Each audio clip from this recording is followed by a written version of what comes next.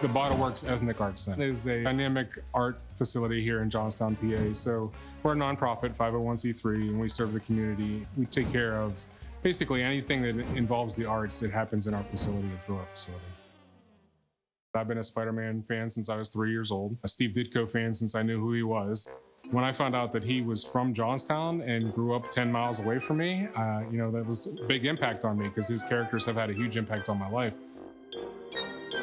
There's not a more recognizable character on the planet than Spider-Man.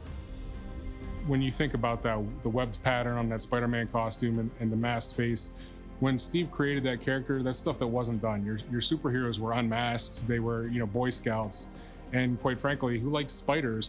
So to come up with a character whose face was masked and had spider powers and the webbing, it's really iconic, and it kind of changed the direction of the comic book industry when he created that character.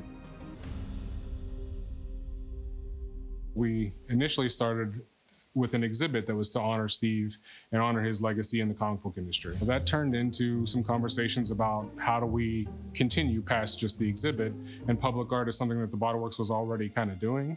So it was a natural fit for us. So we reached out and got Marvel's approval for the first mural that we did, which was Spider-Man and Doctor Strange. The second one is the one we're working on now, which has a little more of a retrospective of Steve's career and the characters that he was involved in creating. When we set out to do the first mural, we opened it up to the community for paint. And we scheduled out, I think, 10 sessions. I think we need at least that much. After 6 sessions, we had to cancel the rest because the turnout was so huge. The response was incredible. Everybody wanted to be a part of it. And that has continued on to the second mural. The first mural was 49 feet across and 28 feet high. We took up every inch of the wall to make it happen. And then the second mural, it's 93 feet wide and 20 feet high. So overall square footage, it's a bit bigger than the other one. And then each panel is about 5 foot by 5 foot that we're painting on. So this current one, we have 19 columns wide and 4 rows high.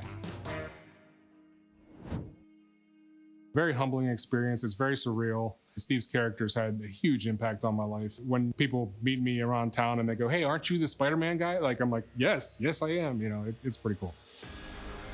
Quite frankly, people need to remember that good things can come from Johnstown. We're not just a flood city. People finding out that Steve was from here and that Spider-Man has that strong connection to Johnstown has been really cool and really uplifting, and it's kind of energized people a little bit, I think.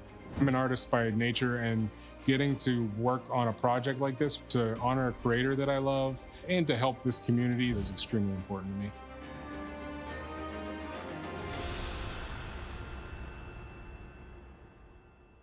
Videos like this are made possible by support from viewers like you. If you enjoyed this video, visit wpsu.org to become a member today and help us create more content like this.